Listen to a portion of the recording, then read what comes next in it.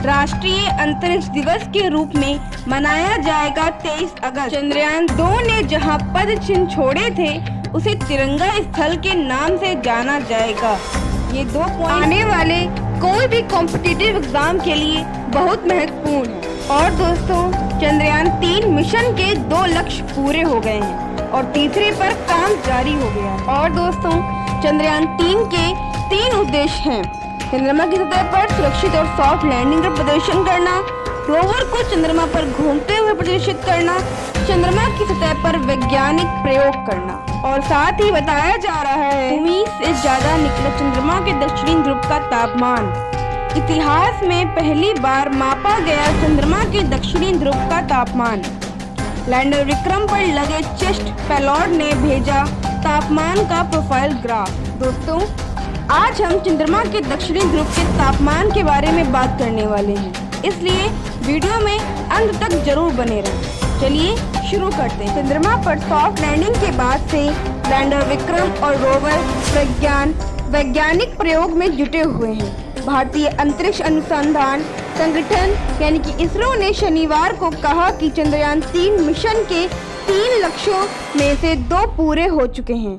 तीसरे उद्देश्य के तहत वहां वैज्ञानिक प्रयोग किए जा रहे हैं। इंटरनेट मीडिया एक्स पर इसरो ने कहा, चंद्रयान 3 मिशन चंद्रमा की सतह पर सुरक्षित और सॉफ्ट लैंडिंग और रोवर को चंद्रमा पर घूमते हुए प्रदर्शित करने के साथ ही इस मिशन के 3 उद्देश्यों में से 2 पूरे हो चुके हैं। तीसरे उद्देश्य के तहत प्रज्ञान रोवर दक्षिणी ध्रुव पर चंद्रमा के रहस्यों की खोज में शिव शक्ति केंद्र के आसपास घूम रहा है।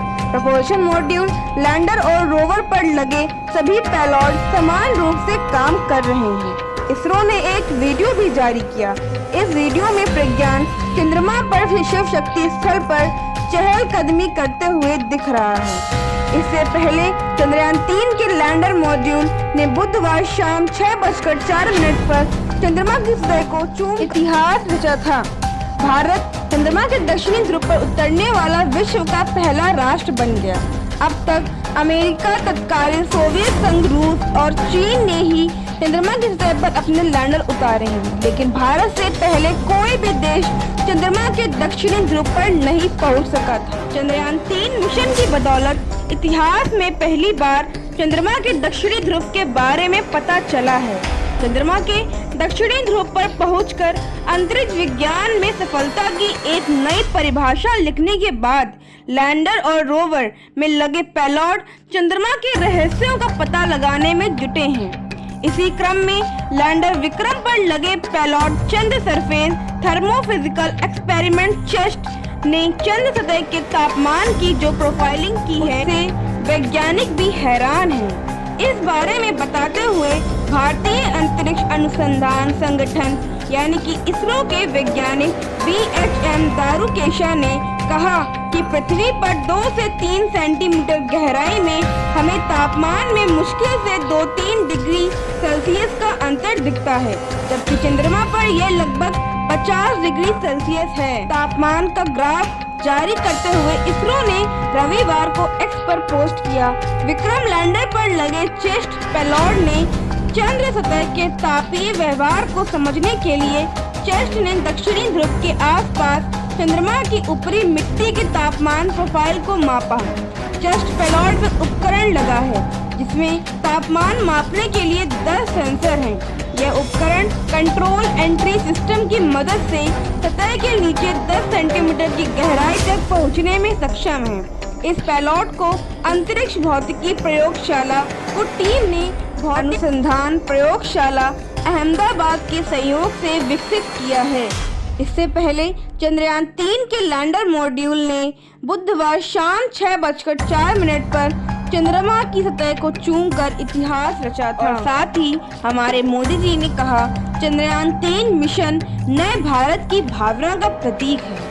मन की बात कार्यक्रम में प्रधानमंत्री ने कहा, यह वह भारत जो हर परिस्थिति में जानता है जीतना।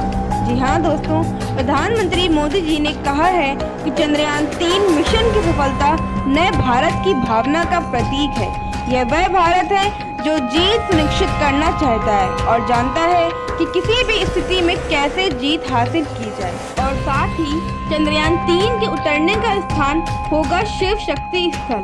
जी हाँ दोस्तों, प्रधानमंत्री नरेंद्र मोदी ने चंद्र मिशन की सफलता पर इसरो की सराहना करते हुए शनिवार को कहा कि चंद्रयान 3 का विक्रम लैंडर चंद्रमा की सतह पर जिस स्थान पर उतरा है उसका नाम शिव शक्ति स्थल रखा जाएगा।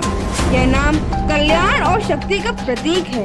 इसके साथ ही उन्होंने कहा कि 23 अगस्त को अब राष्ट्रीय अंतरिक्ष दिवस के रूप में मनाया जाएगा। उन्होंने उस स्थान का नाम शिव शक्ति स्थल रखने की घोषणा की जहां लैंडर विक्रम उतरा था। इसरो मुख्यालय में वैज्ञानिकों को संबोधित करते हुए पीएम ने कहा कि शिव में मानवता के कल्याण का संकल्प है और शक्ति हमें उन संकल्पों को पूरा करने की ताकत देती है। चंद्रमा का ये शिव शक्ति स्थल हिमालय से कन्याकुमारी तक जुड़ाव का एहसास भी कराता है।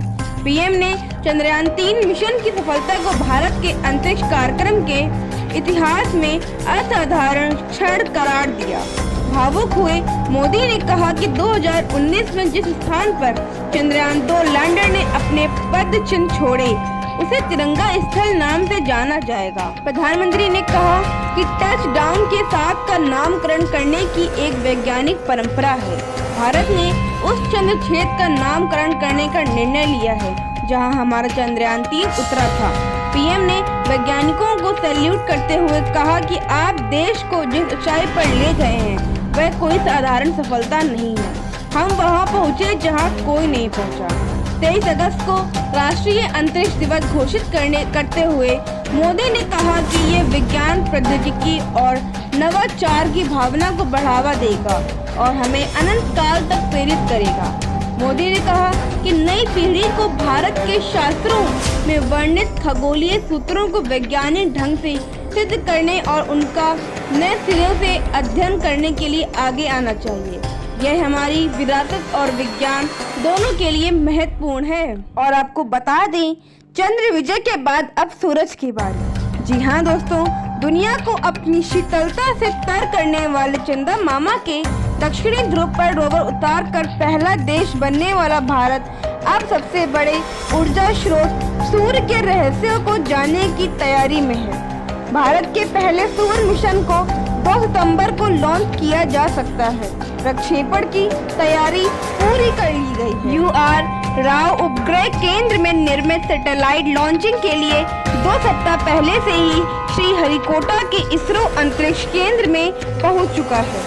आर्यभट्ट प्रक्षेपण विज्ञान एवं शोध संस्थान नैनीताल के निदेशक दीपांकर बनर्जी ने बताया कि सूर्य अभियान के रूप में बहुत जल्द पूरी दुनिया भारत की एक और बड़ी उपलब्धि की साक्षी बनेगी। मिशन आदित्य L1 के वर्किंग साइंस ग्रुप व आउटरीच कमेटी की यह अध्यक्ष दीपांकर बनर्जी ने बेंगलुरु से फोन कर विशेष बातचीत कहा कि भारतीय अंतरिक्ष अनुसंधान संगठन यानी कि इसरो का महत्वाकांक्षी प्रयास सूर्य से जुड़ी जानकारियां तो देगा ही, अंतरिक्ष में विचरते कृत्रिम उपग्रहों की सुरक्षा के लिए भी वरदान साबित होगा। मिशन से संबंधित सभी तैयारियां पूर्ण हो चुकी हैं। पृथ्वी से जुड़ा डाटा भी मिलेगा। जी हाँ दोस्तों, मौसम अथवा जलवायु परिवर्तन के क्षेत्र में मिशन की भूमिका के प्रश्न पर एरीज निदेशक ने कहा कि सूर्य की किरणों के बिना जीवन की कल्पना भी नहीं की जा सकती।